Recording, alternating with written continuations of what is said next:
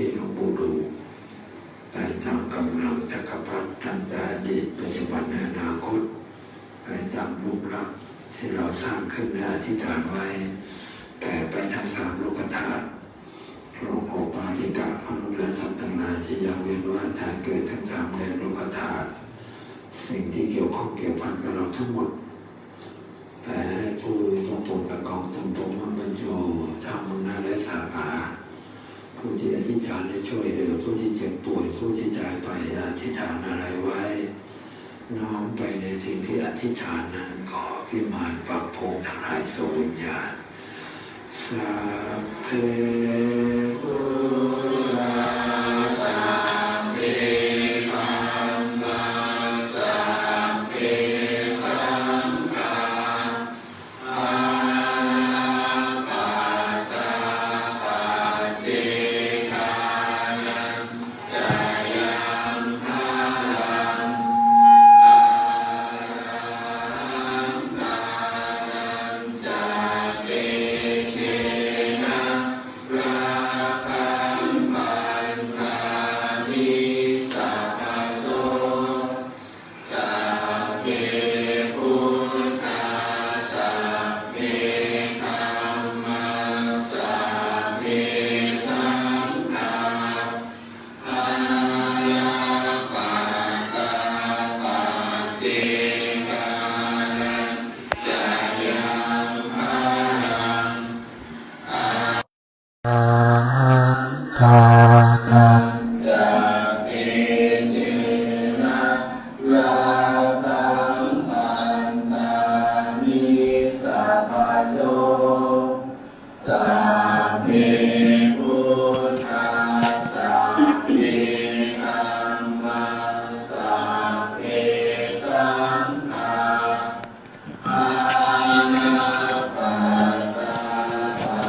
เจ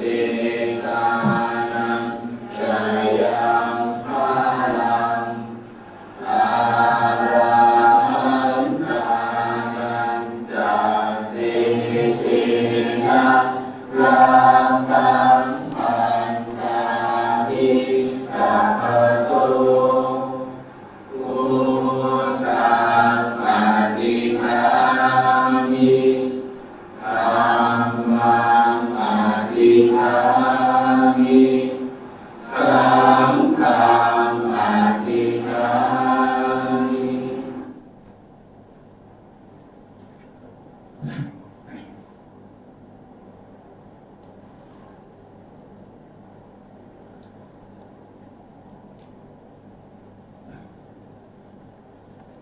กับพระพร้อมกันนะถวายชีวิตนะเวลากลับพุทธังชีรังเมปุเชมิธัมมังชีรังเมปุเชมิสังฆังชีรังเมปุเชมิพุทธังวันทามิธัมมังวันทามิสังฆังวันทามิทุปัสสะจาริยะคุณังวันทามิมาตาปิตุคุณังวันทามิราตรัยสิกขาคุณังวันทามิสาธุอายุวันโมสุขังสะตัง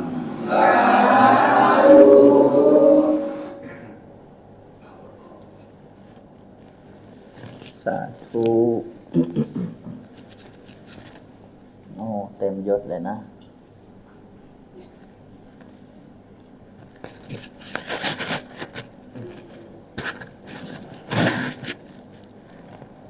พุทโธ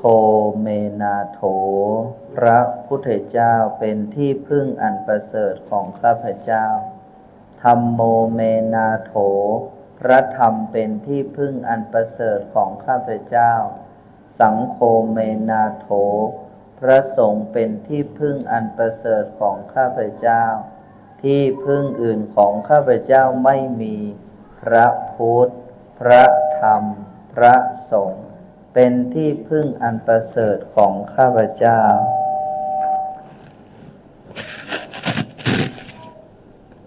ขอความนอบน้อม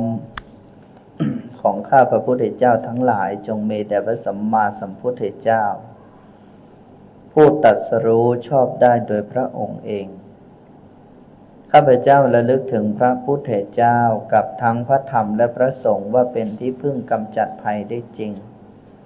แม้วาระที่สองข้าพเจ้าระลึกถึงพระพุทธเจ้ากับทั้งพระธรรมและพระสงฆ์ว่าเป็นที่พึ่งกำจัดภัยได้จริงแม้วาระที่สามข้าพเจ้าระลึกถึงพระพุทธเจ้ากับทั้งพระธรรมและพระสงฆ์ว่าเป็นที่พึ่งกำจัดภัยได้จริงที่พึ่งอื่นของข้าพเจ้าไม่มีพระพุทธคือปัญญาพระธรรมคือสัจจะพระสงฆ์คือความดีเป็นที่พึ่งอันประเสริฐของพวกเราทั้งหลายขอเจริญพรธรรมสวัสดีพวกเราทุกคนนั่งให้สบายวันนี้ถือได้ว่าเป็นมงคลเป็นโอกาสดี วันเสาร์วันมั่นวันคง12เรียกว่าคุณพ่อ21คุณแม่12ที่นั่งอยู่ในนี้ก็แม่มากกว่าพ่อนะพ่อมี1 2 3 4 5แม่มี1 2 3 4 5 6 7 8 9โอ้โหนี่ก็วันนี้เป็นวันพระด้วยตอนเช้าได้มีกิจกรรมในการปล่อยปลาเนาะก็อยากให้พวกเราทุกคนลองทบทวนกิจกรรมที่พวกเราได้ร่วมกันทำมาพระอาจารย์ไม่อยากให้พระอาจารย์ไม่ชอบอย่างหนึ่งก็คือการนำความคิดไม่ชอบแบบชักนำความคิดหรือว่าต้องทำแบบนี้ไม่ทำแบบนี้โดยส่วนตัวนะอาจารย์ไม่ชอบแล้วพวกเราทุกคนก็เหมือนกันพวกเราลองตรึกตรองดูดีๆว่ากี่อาทิตย์แล้วพวกเราทุกคนมารวมตัวกันที่นี่กี่อาทิตย์อยากจะให้พวกเราลองกลั่นหัวใจของตัวเองทบทวนดูว่ามันได้อะไร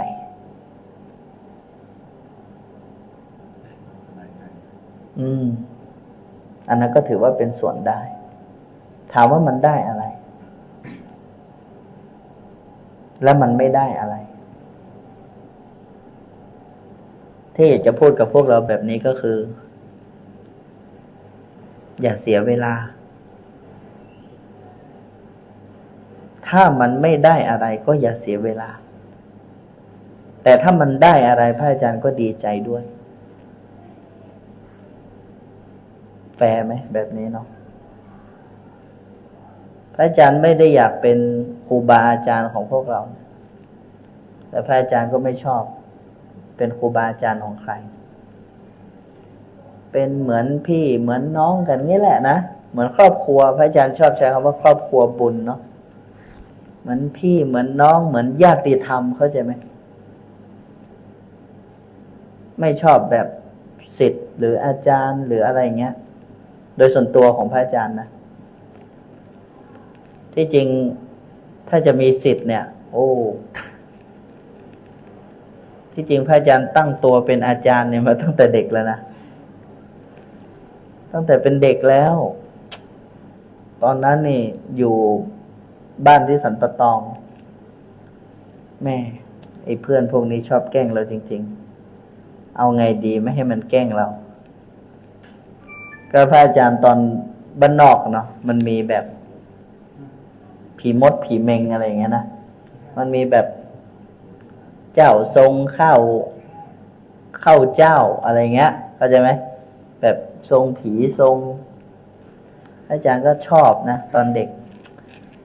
เดี๋ยวกูต้องเป็นอะไรสักอย่างแล้วดีกว่าไอ้พวกนี้ชอบแกล้งกูเดี๋ยวมึงโดนแน่ก็เลยเลือกเป็นกุมารทองเลยทีนี้ เป็นกุมารทองนะก็ไปเรียนรู้กุมารทองเขาเป็นยังไงก็เลยไปเยี่ยมสำนักเขาทรงหลายอย่างเขาจะทรงเจ้าพ่อด้วยเขาทรงกุมารีกุมาลาชื่อก็เพราะนะพี่ปิ่นเพชรนี้ กุมารทองพระอาจารย์ก็ได้ละโอเคเดี๋ยวกูเป็นกุมารทองดีกว่าอย่างนี้นะ ก็เลยตั้งตนเป็นเจ้าตั้งแต่นั้นเป็นต้นมานะโอ้โหมันจะต้องทำเสียงเล็กสักหน่อยว่ามันกุมารแล้วนะ พูดละอายตัวเองโอ้โหขนาดยังไม่เจอครูเงาะนะนี่acting นี่คนเชื่อทั้งครึ่งโรงเรียนนะโอ้โหอาจารย์พอวันนี้ปกติปั่นจักรยานมาโรงเรียนแล้วเอาแล้วแกล้งแล้วเห็นไหมถีบจักรยานเราบ้างอะไรเราบ้างนะตั้งแต่เป็นอาจารย์มานี่โอ้โหเอาจักรยานไปเก็บให้ด้วยนะมันเหมือนมีลูกสมุนนะมีคนเอาข้าวมาให้เอาขนมมาให้ไอ้เราก็แกล้งทำไปงั้นแหละมันต้องมีของดีให้ลูกศิษย์งี้นะก็เลยไปแอบดูพระเขาเอาของดีอะไรให้ลูกศิษย์บ้างพระอาจารย์ก็เลยไปปั๊มพระไม่มีมวลสารนั่นน่ะขี้เทียนได้ขี้เทียนมาก็เลยเอามาปั๊มเป็นพระอาจารย์ปั๊มพระตั้งแต่ป.2 ป.3 แล้วนะปั๊มพระเดี๋ยวกูจะไปแจกลูกศิษย์กูเดี๋ยวก็มันจะไม่เชื่อเราแต่พอได้ค่าขนมสักบาท2 บาทนะเขาแจกวันนี้อาจารย์มีอะไรมาแจกโอ้โหมากันครึ่งโรงเรียนนะมันเหมือนเด็กเล่นกันเข้าใจไหมแต่มันเชื่อใช่ไหมเด็กเพื่อนมันก็เชื่อใช่ไหมเพราะฉะนั้นอันนี้พระอาจารย์เล่าให้ฟังว่าถ้าสมมติพระอาจารย์จะตั้งตนเป็นอาจารย์เนี่ยนะโอ้ยโยมพระอาจารย์เขาเรียกว่าเต็มที่นะแต่อย่างกับพวกเราเนี่ยมันไม่ใช่ตั้งแต่พระอาจารย์เข้ามาบวชเข้ามาอะไรเนี่ยไม่ใช่มีหลายคนนะมาขอให้พระอาจารย์เป็นอาจารย์มีลูกศิษย์ลูกหาอาจารย์ว่าอย่างนั้นมันยังไกลกันส่วนตัวพระอาจารย์เนาะอาจารย์กับศิษย์ไกลกันนะแต่ถ้าสมมติว่าเราเหมือนแบบพี่น้องเหมือนครอบครัวที่จริงไม่ได้นะตามจริงแล้วก็นับญาติกับพระนี่ไม่ได้เพราะพระนี่ไม่มีครอบครัวแล้วแต่พระอาจารย์พูดถึงเรื่องของความสมูทภายในใจไงใช่ไหมเพราะคนสักคนหนึ่งจะได้อะไรสักอย่างหนึ่งเนี่ยพระอาจารย์ว่าอาจารย์กับศิษย์เนี่ยมันไกลไปแต่ถ้าเหมือนคนในครอบครัวเหมือนพวกเราเป็นเหมือนครอบครัวใหญ่เข้าใจไหมเหมือนครอบครัวใหญ่มีอะไรเราแนะกันบอกกันผิดเราช่วยกันแนะนำใช่ไหมอย่างบางคนจะไปในทางผิดเนี่ยเราช่วยกันเตือนช่วยกันบอกใครทำดีเราช่วยกันปกป้องส่งเสริมพระอาจารย์เลยวันนี้พวกเราถือโอกาสมา แสดงคารวะธรรมเนาะในฐานะที่พระอาจารย์เป็นพระสงฆ์ด้วยแล้วก็พวกเราทุกคนก็มีความเคารพความศรัทธาด้วยพระอาจารย์ก็ขออนุโมทนาแล้วก็ขอบคุณอย่างยิ่งแต่สำคัญที่สุดก็คืออยากจะให้พวกเราทุกคนได้ถามใจของตัวเองว่ามายางกวงเนี้ยมาสวดมนต์กับพระอาจารย์เนี่ย ดึกก็ดึกค่ำก็ค่ำบางทีแล้วเนี่ยมันรบกวนชีวิตพวกเราไหมพวกเราพูดได้นะเราปรับได้ช่วยกันปรับได้ พระอาจารย์อยากจะให้มันเป็นวิถีชีวิตเข้าใจไหมให้มันเป็นวิถีชีวิตแต่ถ้าเราไม่คิดถึงเรื่องนี้นะมันก็เหมือนอะไรดอกไม้ไฟใช่ไหมพอจุดแล้วพุ่งขึ้นไปแตกต้มสวยงามนะแล้วมันก็ดับไปพวกเราทุกคนก็เหมือนกันถ้ากิจกรรมของเราเนี่ยมันดีแล้วมันเป็นสิ่งที่ช่วยพัฒนาใจของพวกเราพระอาจารย์ก็ยินดีแต่ถ้ามันเสียเวลากับชีวิตของพวกเราเนี่ยพวกเราก็ต้องลองไปทบทวนดูเนาะก็นี่แหละพระอาจารย์ไม่ชอบอะไรที่มันแบบเขาเรียกว่าบังคับอย่างเงี้ยอย่างที่จริงกิจกรรมที่เราสวดมนต์กันก็ปอนเนาะเป็นคนเริ่มต้นปอนนี่ก็เป็นเด็กมีบุญ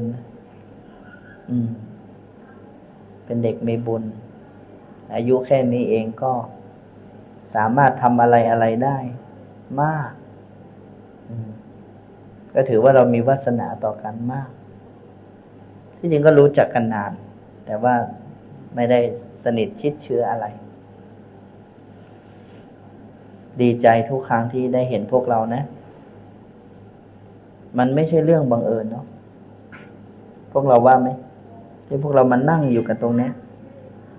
ไม่ใช่เรื่องบังเอิญนะมันเนี่ยมันคนละพ่อละแม่มันคนละที่ละทางใครก็ไม่รู้นี่ยังจำชื่อไม่หมดเลยแต่พวกเราลองถามใจของตัวเองสินะมันเหมือนมันมีอะไรสักอย่างหนึ่งมันเหมือนรู้จักกันมานานแสนนานนะมันเคยร่วมกันมาเคยอยู่กันมาใช่ไหมครูยิ่งครูนี่โอ้โหแบบสนิทเร็วมากเลยนะวันดีคืนดีอาจร้องเพลงให้ฟังด้วยก็นี่มันเหมือนแบบมันเขาเรียกมันไม่แอกเข้าใจไหมนะพี่วัดคือมันอยู่ด้วยกันมันแบบมันเกื้อกูลสงเคราะห์เนาะเนี่ยมันเป็นสิ่งที่น่าประทับใจนะโยมเพราะนั้นพระอาจารย์ก็ดีใจพระอาจารย์ไม่รู้ว่าจะอยู่จุดเนี้ยให้กับพี่ๆทุกคนได้นานแค่ไหนแต่วันเนี้ยที่พระอาจารย์มีเวลาได้ยังอยู่จุดนี้อยู่พระอาจารย์ก็จะทำหน้าที่ของตัวเองให้ดีที่สุดไม่มีความรู้สึกอื่นใดนอกจากรอพี่ๆอยู่ที่นี่เหนื่อยก็มามีอะไรก็มาพูดกันคุยกันมีความทุกข์ก็มาแชร์กันมีความสุขก็มาแชร์กันมีอะไรกินอร่อยก็มาแบ่งกันใช่ไหมให้มันมีที่สักที่หนึ่งและที่นั้นถ้ามันไม่มีที่ไหนก็ให้เป็นที่วัดยางกวง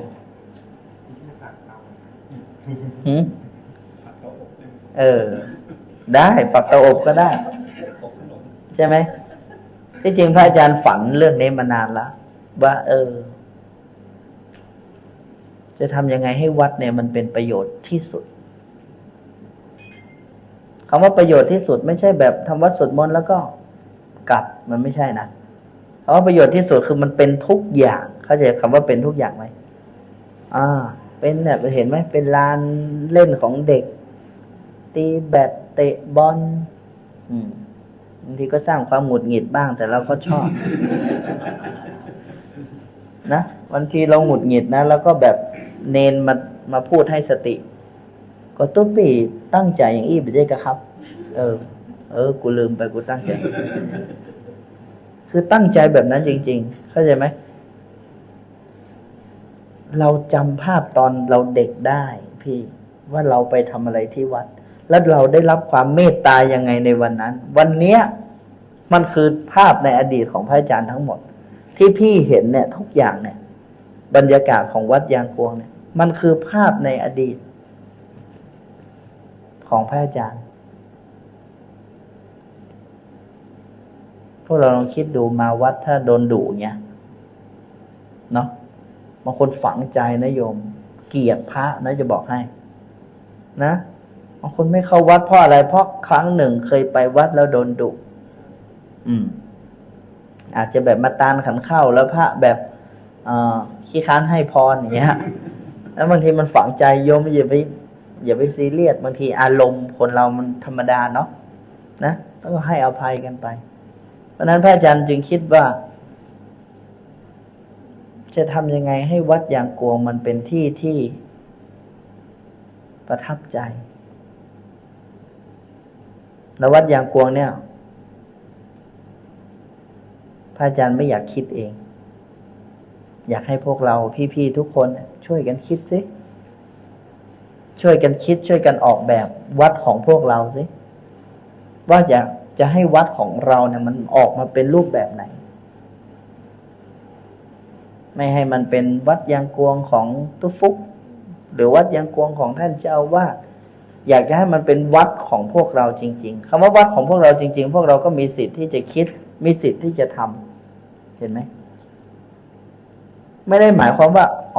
ทำได้แต่ว่าไม่มีสิทธิ์คิดไม่ได้แต่ความคิดทั้งหลายเหล่านั้นแน่นอนอยู่แล้วว่าจะต้องเอามาร่วมกันใช่ไหมอะไรทำได้อะไรทำไม่ได้ถูกไหมล่ะนี่แหละพวกเราจะรักวัดขึ้นอีกเยอะที่พวกเรารักขึ้นอีกเยอะเพราะว่ามันมีความคิดของเราอยู่ข้างในนั้นเหมือนกิจกรรมเนี้ยพวกเรานะกิจกรรมสวดมนต์จักรพรรดิเนี่ยไม่ใช่ความคิดของพระอาจารย์พวกเราแต่พระอาจารย์เห็นแล้วแบบปลื้มใจไฟเฟยรู้สึกมีประโยชน์มากขึ้นเลยทีเดียวเมื่อพวกเรามาใช้ถึงมันจะเปลืองก็ตามอันนี้พูดเล่นนะ คือมันดูแบบมันต้องแบบนี้วอลเปเปอร์เนี่ยติดตั้ง 60,000ไม่ใช่ของถูกนะนี่พรมนี่อีกรวมห้องเนี่ยมันเป็นหลายแสนนะ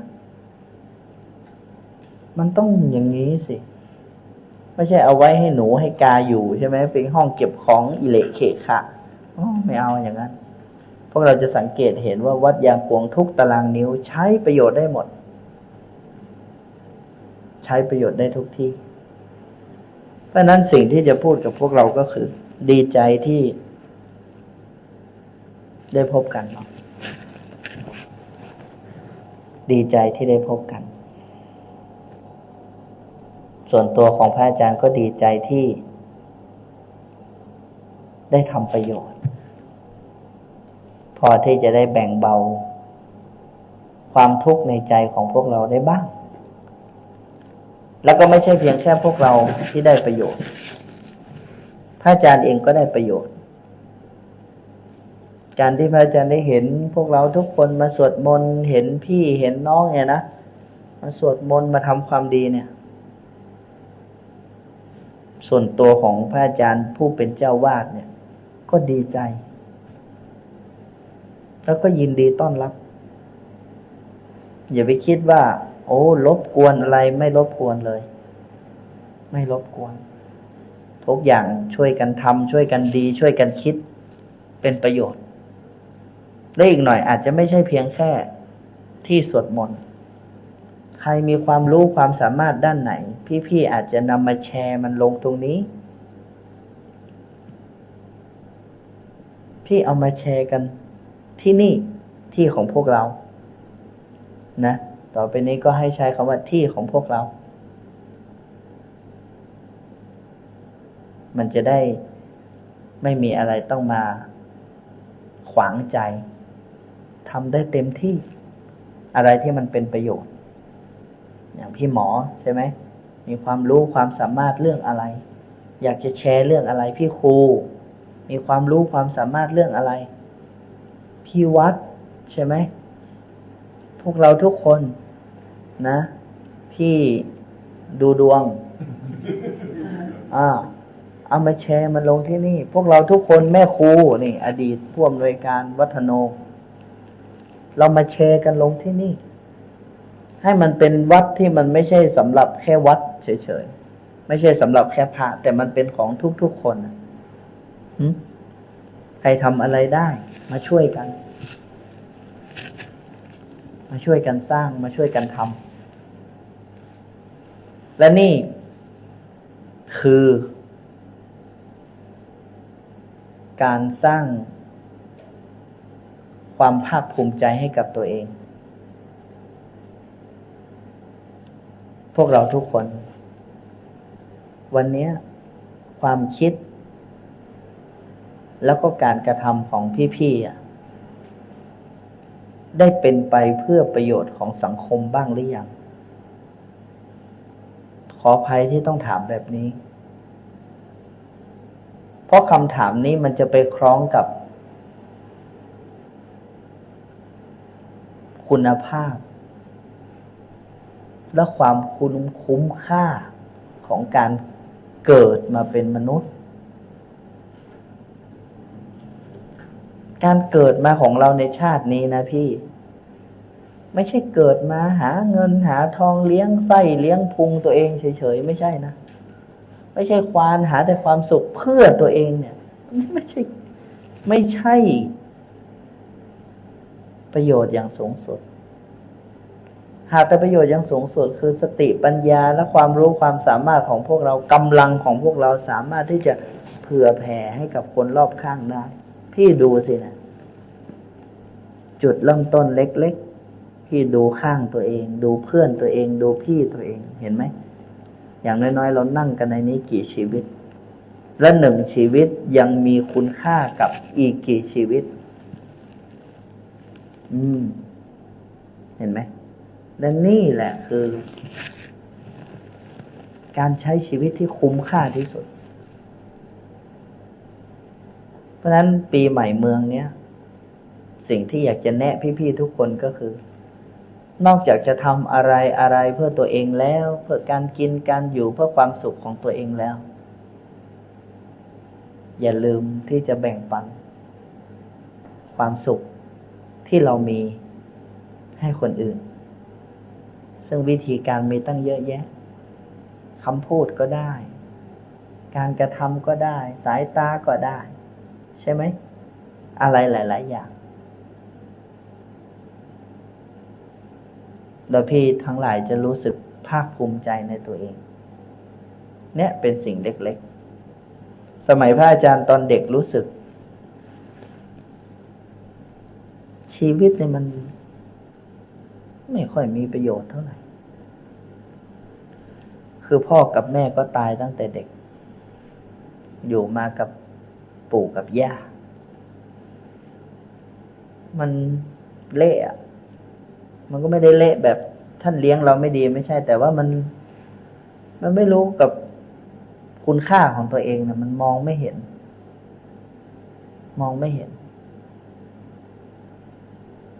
แต่ก็ไม่รู้ว่าอะไรมาดลใจตัวเองหรือทำให้ตัวเองคิดได้ว่าคุณค่าของตัวเองถ้าจะมีเมื่อไหร่ก็คือเริ่มทำอะไรให้คนอื่นตั้งแต่เมื่อไหร่นั่นแหละจุดเริ่มต้นของการสร้างคุณค่าให้กับตัวเองเมื่อก่อนพระอาจารย์ขี้โม้มากนะตอนเด็กไปโม้หลอกพระเขาเดี๋ยวจะมาสร้างถนนให้อย่างนี้วะอยู่แค่ม.1 ม.2 เองตอนนั้นเป็นนักโม้อันดับหนึ่งเลยนะแล้วท่านก็ล้อแล้วไม่รู้อะไรแล้วทำให้ท่านเชื่อนะพระอาจารย์เลยนะถ้าให้วางมาดนี่ตั้งแต่ม.1 แล้วนะจ๊ะวางมาดเนี่ยนะแล้วเขาไปโม้เนี่ยหลวงพ่อขาดเหลืออะไรครับนี่นะถนนเนี่ยมันยังทำไม่เสร็จใช่ไหมเดี๋ยวผมมาช่วยนะพระอาจารย์เนี่ยมีความรู้สึกที่อยากจะทำอะไรแบบเนี้ย ตั้งแต่เด็กแล้วนะตั้งแต่เด็กแล้วซึ่งตอนนั้นยังขี้โม้อยู่ทำไม่ได้แต่มันไม่ใช่พูดมาเพราะความอยากจะอวดอะไรแต่ว่าคืออยากจะช่วยจริงๆรับฟังความปัญหาของเขาอ่ะเป็นเด็กที่สามารถรับฟังปัญหาของคนตั้งแต่ตัวแค่เนี้ยและเห็นปัญหาของเขาแล้วอยากจะช่วยเขาแล้วเราจะหิวใจเขายังไงเนี่ยปลอบใจเขาเดี๋ยวผมมาช่วยนะหายไปตั้งหลายปีแต่สุดท้ายก็กลับไปช่วยถนนหนทางโรงเรียนโรงพยาบาลเนี่ยนะโอ้ยเป็นเด็กขี้โม้ตั้งแต่เด็กนี่มาช่วยทำโรงพยาบาลเดี๋ยวมาช่วยทำโรงเรียนพระอาจารย์นะไม่รู้เป็นอะไรมันอยากจะทำแต่ตอนนั้นก็โม้ไปก่อนเพราะมันไม่มีกำลังเนาะแต่พระอาจารย์ว่ามันเป็นจุดหนึ่งที่ทำให้พระอาจารย์เริ่มต้นชีวิตเพื่อประโยชน์อันเป็นสาธารณะจากความคิดในวันนั้นที่พระอาจารย์ได้แต่คิดแต่ลงมือทำไม่ได้อะมันก็เป็นพลังให้พระอาจารย์ต้องกลับมาว่าจะทำยังไงให้มีพลังทำได้เริ่มจากหลายอย่างมากเริ่มจากการไปเทศเริ่มจากการอะไรต่างๆเมื่อก่อนเนี่ยสร้างทำอะไรเนี่ยเก็บเงินด้วยตัวเองนะไปเทศเนี่ยเก็บเงินได้ไม่เอามาใช้เพราะพ่อแม่ก็ตายไปหมดแล้วมีครอบมีครัวอะไรหรอกเงินได้เนี่ยเราไปสร้างเงินได้เราไปสร้างจากน้อยไปหามากไปหามากไปหามากสร้างเจดีย์สร้างวิหารจากที่คิดแล้วลงมือทำได้เนี่ยมาทำได้จริงๆตอนนั้นอยู่ประมาณม.5 เริ่มทอดผ้าป่าให้โรงเรียนเอาแล้ววะเริ่มทอดผ้าป่าเรียนลองผิดลองถูกเขาทำยังไงเริ่มตั้งแต่เขาเขียนยังไงชื่อกรรมการไปเรียนรู้มานะหาไปเรื่อยแต่เราก็ชอบเพื่อประโยชน์ส่วนรวมอันนั้นก็เป็นจุดเริ่มต้นทำมาเรื่อยๆทำมาเรื่อยๆทำมาเรื่อยๆจนวันเนี้ยมือของเราอ่ะพอกลับมามองข้างหลังโอ้รักตัวเองจากเมื่อก่อนมองว่าไม่มีอะไรสักอย่างแม้แต่ข้าวจะหากินก็ลำบากปู่กับย่าพระอาจารย์เลี้ยงพระอาจารย์มาเนี่ยตายไปก่อนแล้วนะตายไปในวันที่พระอาจารย์ยังไม่ได้ทำอะไรเลยท่านยังไม่ได้เห็นความสำเร็จไม่ได้ขนาดพระอาจารย์สปีดตัวเองขนาดนั้นนะไม่ทันสักคนไม่ทันสักคนอาจจะเพราะสิ่งเหล่านี้ด้วยหรือเปล่าที่ทำให้พระอาจารย์มีกำลังมากกว่าคนอื่นทุกอย่างมันมีเหตุมีผลอยู่แล้วล่ะที่พระอาจารย์พูดเหล่านี้กลับมาเชื่อมโยงเรื่องเมื่อกี้ที่ว่าการสร้างคุณค่าให้กับตัวเองต้องเริ่มจากตัวเราก่อนเมื่อพี่เป็นประโยชน์สำหรับใครนั่นแหละคือจุดเริ่มต้นแห่งความเจริญรุ่งเรืองของชีวิตจำให้ดีถ้าไม่รู้ก็รู้เอาเสียวันนี้จำให้ดีจำให้มั่นถ้าจะหวังประโยชน์ในชีวิตอย่างมั่นคงแล้วเนี่ยกลับถามตัวเองว่าวันนี้ตัวเองเป็นประโยชน์อะไรเพื่อใครบ้างคุณค่าจะอยู่ตรงนี้พี่จะสำเร็จทุกอย่างเพราะพลังแห่งการให้อย่างพี่วัดออกโรงทานใช่ไหมพี่จะค่อยๆมีคนจะค่อยๆมีคนเข้ามาในชีวิตมาอนุโมทนามาร่วมบุญจะมีคอนเน็กชันมากมายเข้ามานี่มันเป็นจุดเล็กๆพระอาจารย์ไปไหนเนี่ยนี่เราก็ไม่ได้โม้เนาะเราไปไหนเนี่ย มีแต่คนเกรงใจถามว่าผู้หลักผู้ใหญ่อย่างเงี้ยที่เขามาเมตตามาหาเนี่ยพี่ว่าเขามาทำอะไรเขามาหาเพราะพระอาจารย์ลงหน้าทองเป็นเหรอเขาไม่แอบอะไรเขามาหาเพราะพระอาจารย์อะไรพระอาจารย์เก่งพระอาจารย์อะไรไม่มีอะไรเลยแต่เขามาเพราะเขาคงปลื้มใจที่เราพอจะเป็นประโยชน์อะไรให้ประเทศชาติบ้านเมืองพระอาจารย์รู้ว่าพระบาทสมเด็จพระเจ้าอยู่หัวพระองค์จะทำงานอะไรแล้วก็รู้ด้วยว่างานของพระองค์นั้นยังไม่มีใครรู้และก็ยังไม่มีใครช่วยพระอาจารย์ก็อาสารับช่วยรับทำไม่ได้คิดอะไรก็คิดว่าเป็นของดีและเนี่ยอานุภาพแห่งการอยากจะช่วยอยากจะทำเพื่อคนอื่นเห็นไหมมันก็ก่อเกิดเป็นพลังมันไม่มีเสียเลยพี่ไม่มีคำว่าเสียสำหรับการให้แต่ให้อะไรอย่าคาดหวังให้มันเป็นไปตามเหตุปัจจัยพระอาจารย์เดินทางชีวิตของตัวเองมาแบบนี้เล่าให้พวกเราฟังพวกเราอาจจะไม่ต้องเหมือนพระอาจารย์แต่พวกเราต้องรู้จักให้เพราะมันคือจุดเริ่มต้นของความรุ่งเรืองพี่อาจจะมีทุกอย่างแต่พี่ไม่รู้จักให้ไม่ได้นะมีทุกอย่างแต่ไม่อยากจะให้อะไรกับใครเนี่ยให้รู้เลยว่าความคิดแบบเนี้ยมันจะนำพาชีวิตของเราไปสู่จุดตันเพราะฉะนั้นนี่เป็นเคล็ดวิชาชีวิตซึ่งพูดแล้วก็อายเพราะว่าพี่ๆทุกคนเก่งกว่าเราเยอะเจออะไรมาเยอะเขาเรียกว่ามาแชร์กันดีกว่าเนาะอาจารย์ก็แชร์ให้พี่ๆฟังว่าชีวิตของพระอาจารย์ดำเนินด้วยวิธีนี้แล้วพี่ๆทุกคนล่ะยังมีอะไรขาดตกบกพร่องในการใช้ชีวิตไหมก็ลองดูฟังแล้วก็ลองเอาไปเทียบเคียงทาบทามดูว่ามันจะต้องยังไงกับชีวิตของพี่ที่มันติดขัดทุกวันนี้บางทีมันไม่ได้ติดขัดอะไรหรือเปล่าไม่ได้ติดขัดเพราะใครแต่เป็นเพราะเราหรือเปล่าที่บางอย่างเราไม่ได้เปิดนี่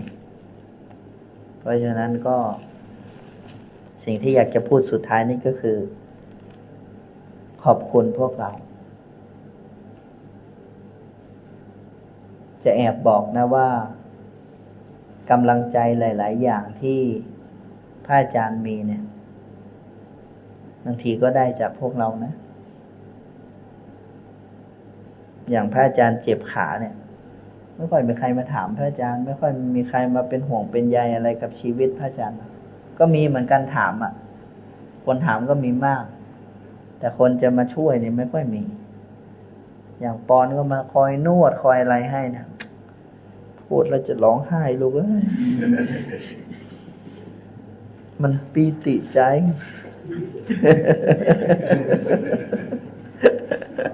น่ะเห็นไหมก็ดีใจขอบคุณนะก็ขอบคุณทั้งปอนพูดเป็นต้นบุญขอบคุณพวกเราทุกคนเนาะที่พอมาวัดยางกวงแล้วพวกเรามาด้วยความเข้าใจพระอาจารย์ปีติใจตรงนี้พระอาจารย์เคยบอกแล้วว่าไม่ต้องพกศรัทธามาไม่ต้องเชื่อพระรูปนี้ไม่มีอะไรให้น่าเชื่อถือสักอย่างไม่ต้องเชื่อแต่พวกเราก็สามารถข้ามพ้นความเชื่อมาสู่จุดที่มั่นคงก็คือความเข้าใจเนี่ยมันน่ารักตรงนี้นะ พระอาจารย์เจอผู้คนมามากมีคนศรัทธาก็ไม่น้อยแต่ภายหลังความศรัทธาคือความสงสัย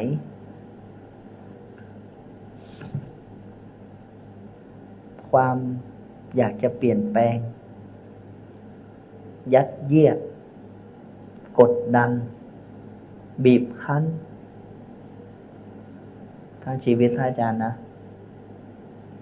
พระอาจารย์เลยเป็นคนแบบนี้เป็นพระแบบนี้พูดตรงๆแบบนี้ที่เป็นตัวเองแบบนี้เพราะลึกๆอาจจะปกป้องตัวเองอยู่ก็ได้คือพระอาจารย์ไม่ไหวกับการที่จะต้องมาทำอะไรแบบใครขอให้พระอาจารย์เป็นตัวของตัวเองจะรักก็ให้รักที่เราเป็นเราแต่ถ้าเขาจะชังก็ไม่เป็นไรอย่างน้อยเราก็ได้เป็นตัวของตัวเองพระอาจารย์ภูมิใจตัวเองที่คิดเรื่องนี้ได้ตั้งแต่อายุ20กว่าเนี่ยมันโคตรมีความสุขเลยความคิดแบบนี้แล้วพี่ทุกคนล่ะยังห่วงความคิดของใครยังห่วงคำพูดของใครแล้วทำให้ตัวเองแทบจะไม่ได้เป็นตัวเองเลยทุกวันนี้เป็นบ้าอะไรก็ไม่รู้แล้วก็เป็นใครอยู่ก็ยังไม่รู้เลยมีไหมก็ลองทบทวนดูนั้นพระอาจารย์เลยบอกว่าพระอาจารย์ปีติใจที่พวกเราทุกคนมาเนี่ยมันมาด้วยความเข้าอกเข้าใจไม่ได้คิดว่าเป็นอะไรมันก็เหมือนนะถ้าใครเป็นพี่พระอาจารย์ก็เหมือนกับเป็นโยมพี่ใช่ไหมแต่อันนี้มันมีน้องรุ่นน้องสักคน อ๋อนี่มีปอนอย่างมีปอนเนี่ยก็เหมือนน้องคนหนึ่งพี่คนหนึ่งเห็นไหมเวลานึกถึงกันเวลามาหากันก็เหมือนกับมาหาพี่มาหาน้องเนี่ยใช่ไหมมันมีความสุขนะมีอะไรก็คุยกันได้พูดกันได้มีความทุกข์ก็พูดออกมาใช่ไหมที่นี่มันเป็นสถานีของเราอยู่แล้วละลายความทุกข์แล้วเพิ่มเติมความสุขอย่างกวงสามารถเป็นที่แบบนี้ให้กับพวกเราได้ไหมก็ลองไปคิดดูลองทำดูลองพิสูจน์ดูนั้นก็ขอโมทนากับพวกเราเนาะวันนี้คงจะไม่ต้องถามตอบแล้วนะก็ข้ามไปสู่การบูชาพระขอขมาพระรัตนตรัยซึ่งธูปเทียนทั้งหมดที่พวกเราเตรียมมาเนี่ย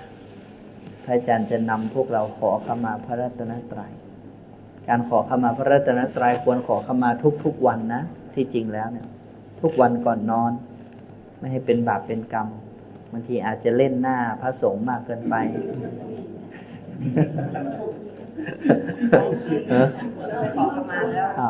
ขอขมาอะไรอย่างเงี้ย อันนี้มันไม่อันนี้ผิด ขอขมาพระอย่างนี้นะ แปลกดีครูนี่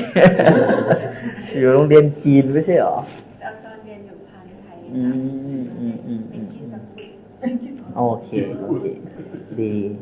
ของพระอาจารย์เป็นคริสตังแม่เป็นคริสนะพระอาจารย์ก็เลยรับพระพุทธเจ้าด้วยรับพระเยซูด้วยนะพวกเราถือพานขึ้นครับถือพานไว้เดี๋ยวพระอาจารย์จะนำพวกเราขอขมาพระรัตนตรัยก่อนญาติโยมที่อยู่ทั้งบ้านก็น้อมใจไปด้วยสาธุใครรู้สึกมีความผิดมากก็ถือ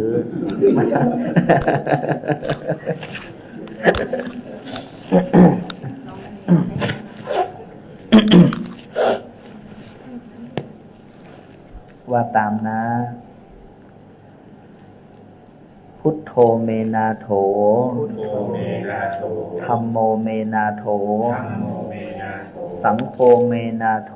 สังโฆเมนาโถ รัตนัตเย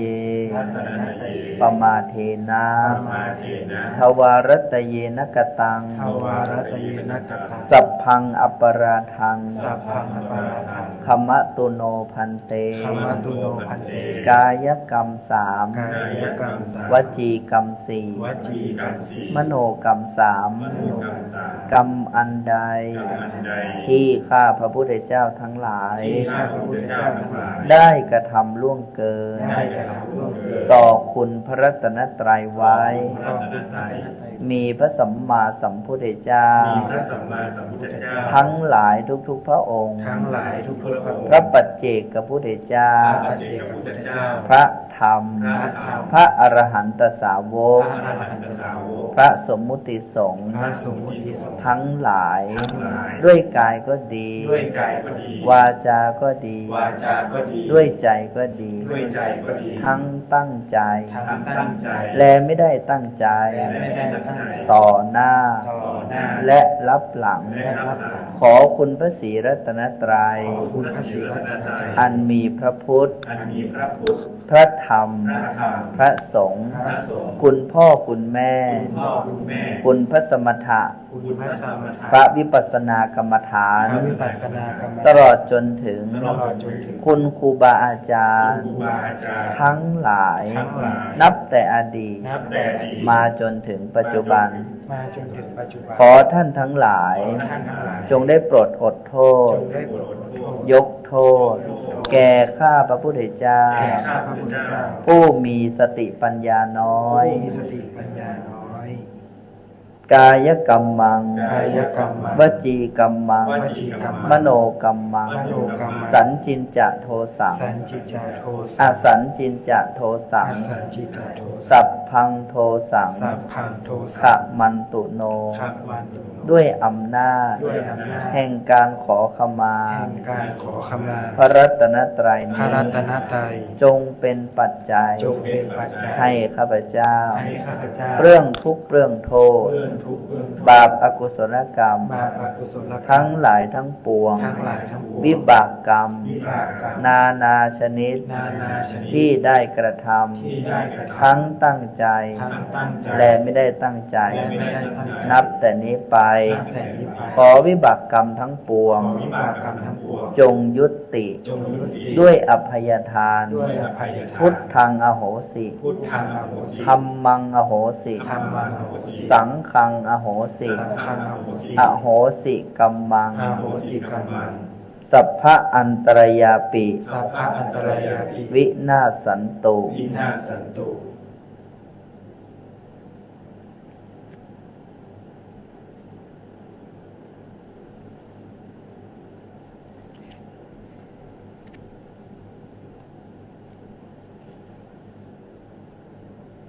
สาธุ สาธุ สาธุ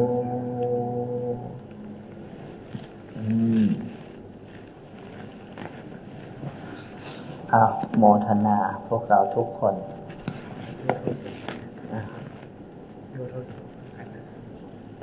โยโทโสโม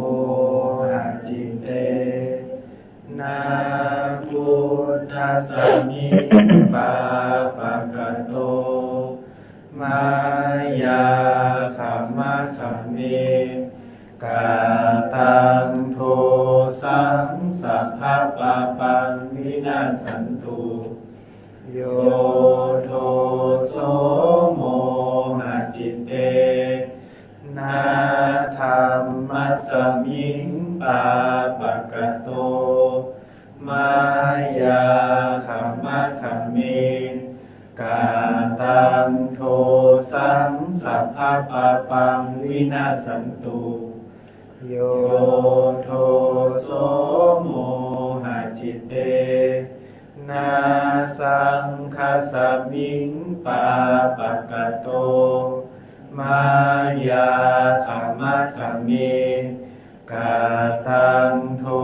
สังสัพพะปะปังวินาศสันตุ สา ธุ สาธุ สาธุ กายกัมมัง วจีกัมมัง มโนกัมมัง หากแม้นกรรมอันใด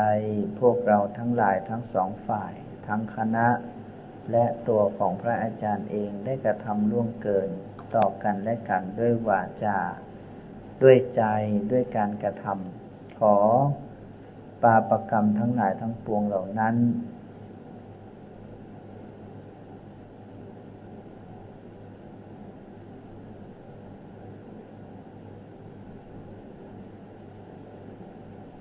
จะพูดอะไรลืมไปละขอให้นะอะไรนะสมองไม่ค่อยดีขอให้นะบาปกรรมทั้งหลายทั้งปวงเหล่านั้นนะมันไม่ค่อยอภัยหรือเปล่า ขอให้บาปกรรมทั้งหลายเหล่านั้นนั้นเป็นปาปกรรมทั้งปวงนะจงยุตินับแต่นี้ไปขอความเป็นสวัสดิมงคลจงปรากฏมีแก่พวกเราทุกคนทุกท่านขอให้พวกเราดูแจ้งเห็นจริงในอริยสัจสี่รู้ว่าขันธ์ห้านี้เป็นทุกข์รู้ว่าการยึดมั่นถือมั่นในขันธ์ห้าเป็นเหตุแห่งทุกข์การไม่ยึดมั่นถือมั่นในขันธ์ห้าเป็นทางดับทุกข์และการเจริญอริยมรรคมีองค์8อันมีสัมมาทิฏฐิคือความเห็นถูกในอริยสัจสี่เป็นวิธีการดับทุกข์ขอการดับทุกข์นี้จงปรากฏมีแก่พวกเราทุกคนทุกท่านทุกประการเถิ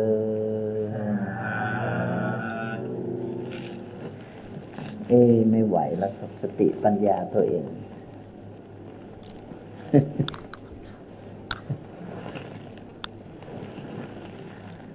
โอ้โหดอกนี้หอมดีจริงๆเลย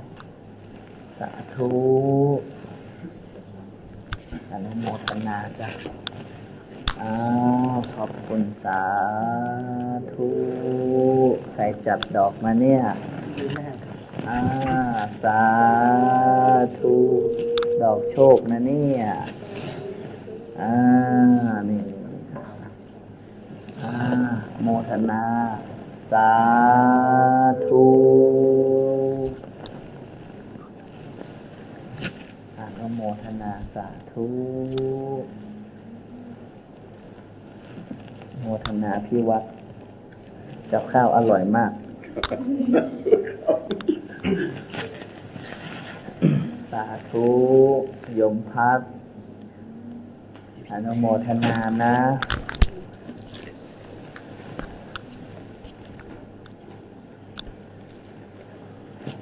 อนุโมทนานะโยมพี่อะไรนะชื่อต้นไม้ครับชื่อพี่ต้นไม้อันนี้ล่ะฮะใส่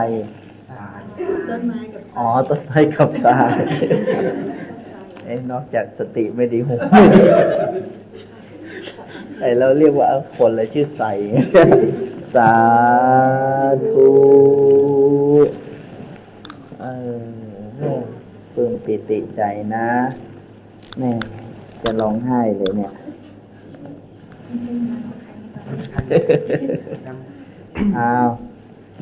อันนี้เรายังไงลูกคนละขันนะของผมนี่นะอันนี้ของผมครับแล้วก็อันนี้ของทุกคนเราจะลดตรงไหนผมลืมไปเลยไม่ใช่ลูกก็ให้ใช้นี้แล้วก็เอาลงนี่สิมันก็เหมือนอยู่นะเดี๋ยวก่อนนะลูกเริ่มงงแล้วเหรอลูกไม่ใช่ลูกต้องเอาขันนั่นสิมันจะพอไหมอันนี้มันน้ำอะไรนะพี่น้ำแร่ครับของเราเอง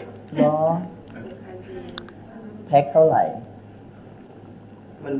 ไม่ขายไปกับครับมันขายเป็นขวดเท่าไหร่ครับขวด3 บาทเนี่ยนะแล้วแต่โปรโมชั่น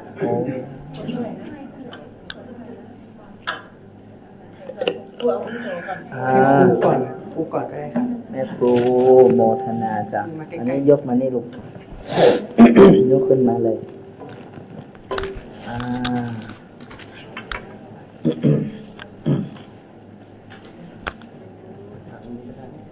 อ่าโมทนานะ สาธุแม่ครูสาธุแม่สุขภาพแข็งแรงด้วยนะ โชคดีมีไอ้ดอกโจกนี่ไหนแล้วลูก จบนี่ครับ โชคดีนะ สาธุบุญรักษาโมทนา ขอขมากรรม สาธุฤาษีปอนโชคดีมีความสุขพ้นข้อหายน้ำแล้วนะลูกนะ ขอให้มีความสุขมาก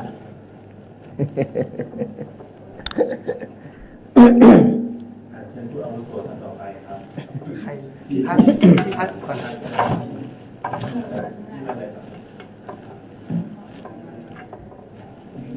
เตรียมน้ำมนต์ให้อาจารย์พกเลยครับ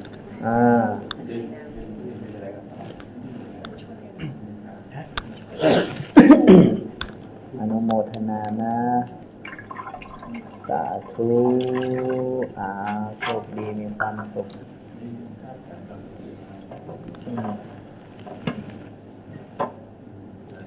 พี่พัดครับ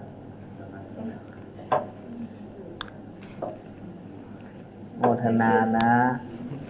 วันนี้บอกบุญได้เยอะเลยนะเนี่ย ปล่อยปลาแต่ละครั้งเนี่ย ขอบคุณมากนะ โมทนาบุญด้วยขอให้มีสุขภาพแข็งแรงสาธุ ที่เคยคิดไม่ดี เราเคยคิดไม่ดีด้วยนะ กรรมวจีกรรมมโนกรรมทุกสิ่งทุกอย่างขออโหสิกรรม สาธุสาธุเมื่อกี้พูดไม่ออกเลยแปลกมากเลย โชคดีจ้ะสงสัยไม่อยากให้เอาไข่หรอก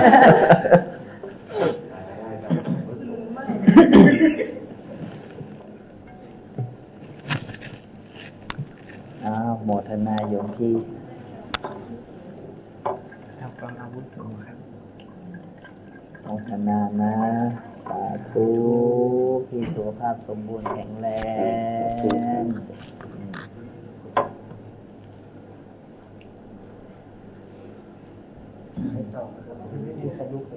ไม่กล้าอาวุโสนะ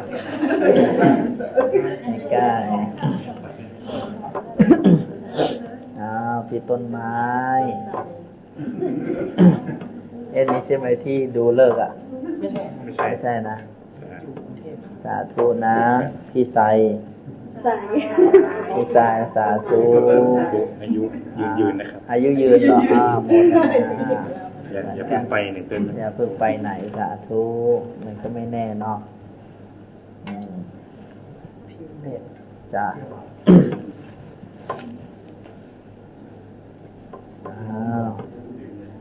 อนุโมทนาโยมพี่เมธสาธุ กับไฟกูไปท่าทางนี้ทำไม สาธุขอบคุณมากโมทนาที่สุขภาพแข็งแรงเหมือนกัน กิจวัตรมันไม่ทำมาเดี๋ยว ผู้อาวุโสต่อไปจ้ะ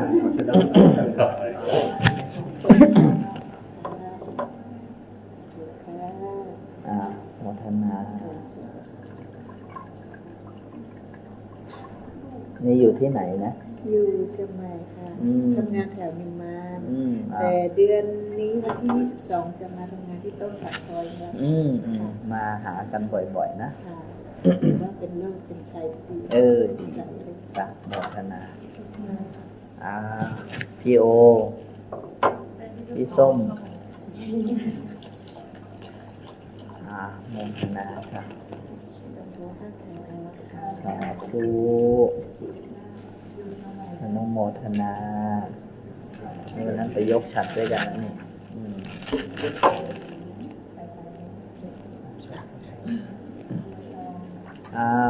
พี่ปุ้ย ถึ ถึงตาคิวแล้วไม่ยอมเป็นอาวุโสได้ไง ยอมไม่ได้ ยอมไม่ได้ อืมสาธุ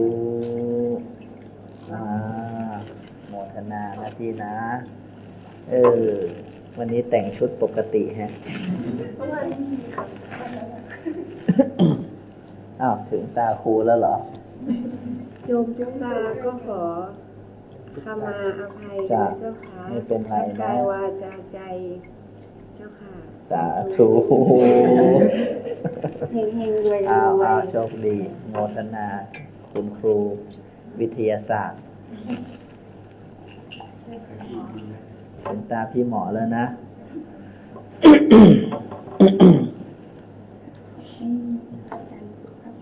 สาธุอนุโมทนา สาธุสาธุโชคดีมีความสุขมากๆคุณครูวันพรุ่งนี้เดินทางปลอดภัยแล้วกลับมาวันที่16ได้จะอนุโมทนาโมทนาโมนาวุโสสุดท้ายเหรอ สาธุสุขภาพแข็งแรงสมบูรณ์นะรีบหายล่ะครบหมดแล้วใช่ไหมครบหมดแล้วนะ อันนี้อะไรลูกน้ำเดี๋ยวกันดูก่อนพวกเราประนมมืออนันตปัจฉเยเลยนะมันไม่ค่อยถนัดเท่าไหร่นะสุนักขัดตังสุมังคะลังสุปะพาตังสุหุติตังสุขโนสุมุหุตโตจะสุยิทังธรรมจาริสุปทัคขินังกายะกัมมังวาจากัมมังปทัคขินังปทัคขินังมโนกัมมังปณีทีเตปทัคขินาปทัคขินานิกตวานรพันตเถปทัคขิเนอิติปรมิตาติงสาอิติสัพพัญญูมาคตาอิติโพธิมนุปปัสโสอิติปิโสยเตนะโมอิติปิโสวิเศษเสเสพุทธนามเนอิเมนาพุทธตังโสอิโสตังพุทธปิติขีนังปุรานังนะวังนัตถิสัมภวังวิรตจิตตายติเกปวสมิงเตคินพีชาอเวรุณิชันธานิพันติธีรายะถายัมปทีโปอิดัมบิสังเครตนังปณีตังเอเตนะสัจเจนะสุวัติโหตุยานีดปูตานิสมากตานิภุมมานิวายานิวะอันตริเคตตากตังเตวมนุสปูจิตังบุตตังนมัสสามะสุวัติโหตุยานิตาปูตานิสมากตานิภุมมานิวายานิวะอันตริเคตตากตังเตวมนุสปูจิตังธัมมังนมัสสามะสุวัติโหตุยานิตาปูตานิสมากตานิภุมมานิวายานิวะอันตริเคตตากตังเตวมนุสปูจิตังสังฆังนมัสสามะสุวัติโหตุยังกินจิรัตนังโลเกวิจติวิเวตังปุถุรัตนังบุตสมังนติตสมาโสธีปวันตุเตยังกินจิรัตนังโลเกวิจติวิเวตังปุถุรัตนังธัมมสมังนติตสมาโสธีปวันตุเตยังกินจิรัตนังโลเกวิจติวิเวตังปุถุรัตนังสังฆสมังนาติตสัมมาโสธีภวันตุเตยันตุนิมิตตังอวมังกรัญจโยจามนาโปสกุณาสสันโธปะปะกะโหตุสุปินังอกันตังบุตตานุภาเวนะวินาสเมนโตยันทุนนิมิตตังอวมังกรัญจโยจามนาโปสกุณาสสัทโธปะปะกะโหตุสุปินังอกันตังธัมมานุภาเวนะวินาสเมนโตยันทุนนิมิตตังอวมังกรัญเยโยจามนาโปสกุณาสสันโธปะปะกะโหตุสุปินังอกันตังสังฆานุภาเวนะวินาสเมนโต ภวตุสัพพมังคลังรักขันตุสัพพเทวตาสัพพพุทธานุภาเวนะสัทธาโสธีภวันตุเตภวตุสัพพมังคลังรักขันตุสัพพเทวตาสัพพธัมมานุภาเวนะสัทธาโสธีภวันตุเตภวตุสัพพมังคลังรักขันตุสัพพเทวตาสัพพสังฆานุภาเวนะสัทธาโสธีภวันตุเตอโรคยาปรมาราภาสันตุทิปรมังทานังวิสาสาปรมายาตินิพพานังปรมังสุขัง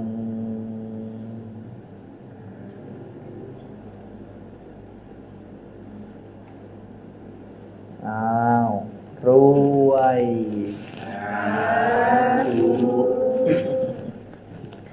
อนุโมทนา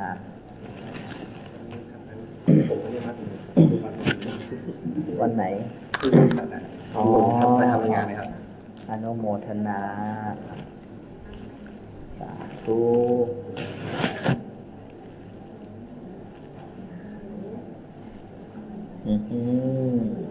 เก็บเงินเก่งมากนะ